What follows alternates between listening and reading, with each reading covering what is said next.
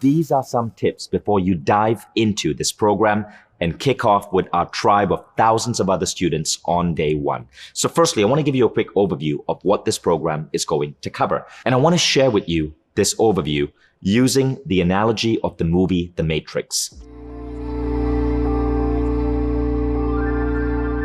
See, my son Hayden just turned 12 years old, and he is finally, in my mind at least, old enough to watch the movie The Matrix. I have waited for this moment for 12 years. Let me tell you why. Hayden's middle name is Neo. That is how big of a geek I am. And that is how much I love the movie The Matrix. I didn't name him Keanu. I named him Hayden Neo Lakiani. And I waited 12 years to be able to show him the movie and explain to him some of the philosophical ideas of the movie that I thought would really help him out in life. Now, 3 of these philosophical ideas are deeply embedded in this program. Let me explain.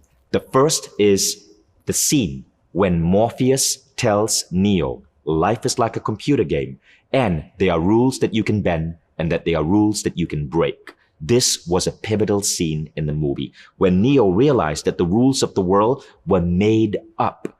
This is also true of our world. And as you've gone through the warm-up exercises here, you've probably picked that up. You understand the culturescape. You understand rules. You understand how to upgrade your models of reality and your systems of living rapidly so you take on new beliefs and new skills and abilities. Now, the second pivotal scene in The Matrix is when Neo meets the Oracle, and she does something mystifying. She said, "Don't worry about the vase." And then Neo, as he's walking into a kitchen, knocks over a vase. She predicted he was going to do that. That scene symbolizes the power of the mind and intuition. I used that scene to explain to my son that all of us have within us this inner knowing that goes beyond just our brain, and we can listen to this inner knowing and make better decisions in life. Now, as I'll explain further, you cannot predict the future. So that scene is slightly wrong, but you can gain inspiration and insights from information that is already existing. The third pivotal scene in The Matrix happens shortly after Neo meets the Oracle. He meets a young kid who is bending the spoon. And there you hear one of the most famous lines in the movie. "Remember, there is no spoon."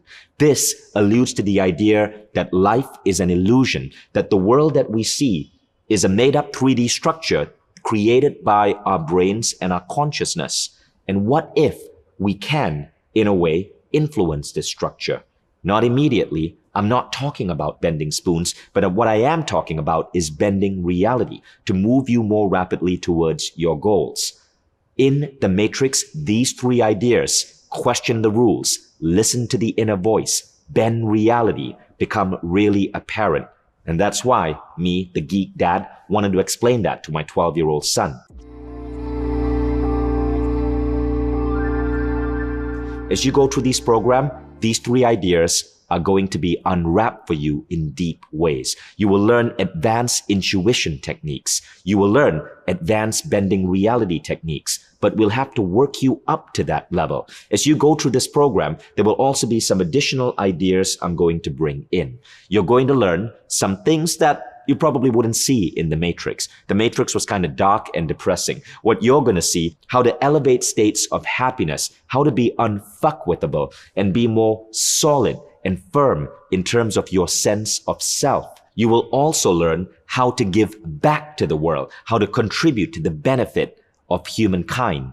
And when we start the program, you're going to learn new structures for understanding your growth. You will learn the 4 levels of consciousness that I shared with the world in my first book, The Code of the Extraordinary Mind.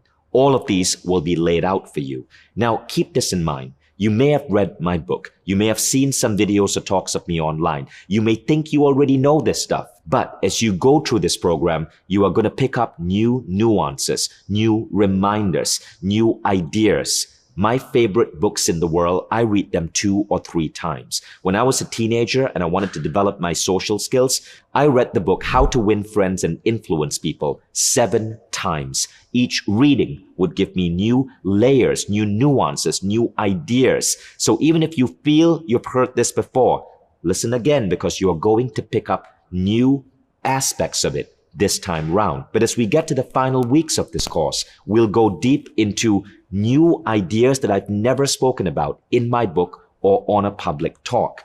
Ideas such as merging, a powerful way to bend reality, how to communicate with your inner guides, how to tap into intuition so powerful that you elevate your states of creativity. Stay tuned for that. These ideas are worth the entire program itself. Recently, Bianca Andreescu won the US Open.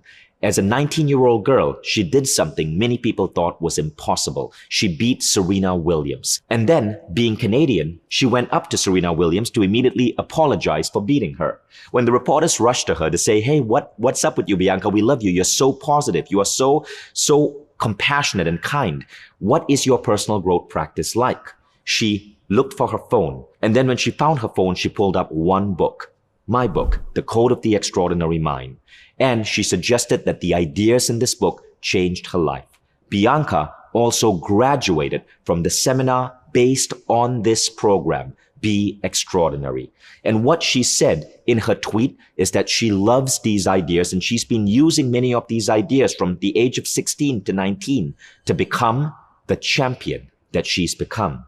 So, I don't want you to underestimate the power of these ideas. Many graduates of this program have gone on to do amazing things. You don't have to beat Serena Williams. But in this program, you are going to learn ideas that will help you achieve near impossible goals, or goals that you once thought were impossible. So what I want you to do is to block off 20 minutes a day. Every lesson here is going to be between 5 to 20 minutes. I want you to block off 20 minutes a day. You're going to call this your Mindvalley Time. And if you're a member of Mindvalley All Access, meaning you have access to all our programs, it's good to block off this 20 minutes a day, because after you finish this 30-day program, don't just stop. Continue on to the next program and the next program. Put your life in a cycle of perpetual personal growth.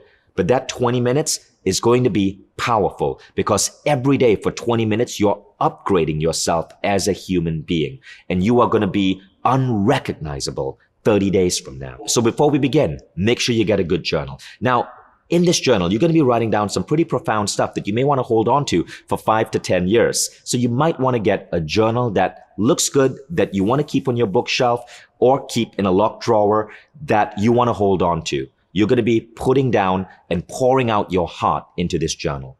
Before we begin this program, I'm going to ask you to write down your intention. Take out a piece of paper or your journal if you have one. And I want you to write down, who do you want to be at the end of these 30 days? What characteristics, what quality, how would you show up in life? You might write down a sentence such as, I want to be the person who is recognized in my company as the person with great ideas and a big heart. Or you might write down, I want to be so confident in myself that I never doubt myself again. Or you might write down, I want to be the man or woman who is able to write down and pursue goals that other people think are impossible. Now, why is it that I'm asking you to write down an identity statement? Well, science shows that when we seek to grow ourselves, we can look at growing ourselves through outcome, through process, or through identity. James Clear wrote a brilliant book called Atomic Habits, and he breaks it down like this. Let's say you want to get fitter and lose some weight. You could choose to pursue an outcome. An outcome is drop 5 pounds. Or you could choose to pursue the process. You could force yourself to wake up every morning at 7 a.m. and go to the gym. Now, the problem, says James Clear, is that when you choose an outcome, you aren't fully inspired to get it done. There will be some resistance. When you choose a process, same deal. There's some resistance. There's a third way, and that third way is to choose an identity. To tell yourself, I have the fit, healthy body of an athlete. And when you learn to take on that identity and take it on deeply, you will find yourself going to the gym effortlessly. Because people who have the fit, healthy bodies of an athlete, that's just what they do. Now, embedding these identities is a different trick. You will learn this in this program. You will learn how to shape your identity. Identity shifting is a profound experience, which is why, before we get started with this program, I want you to write this down. Who is the man or woman that you want to be 30 days from now? Now, you don't need this video playing to pursue this. I'm gonna end this video now and give you time by yourself. Take 5 to 10 minutes and just answer that question. And 30 days from now, you're gonna go back to this page.